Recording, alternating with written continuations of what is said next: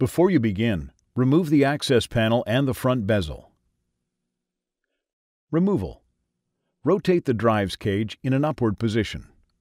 Disconnect the SD card reader cable from the motherboard.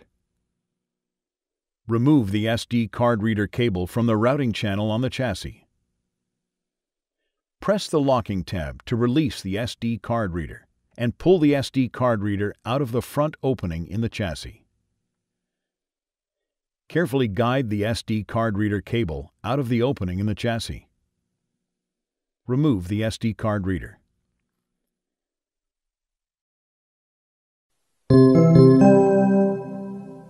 Replacement. Carefully guide the SD card reader cable into the opening on the chassis.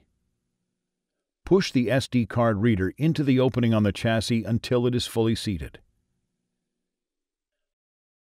Route the SD card reader cable into the routing channel on the chassis.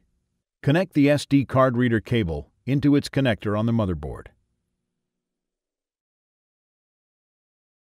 Rotate the drives cage to the downward position.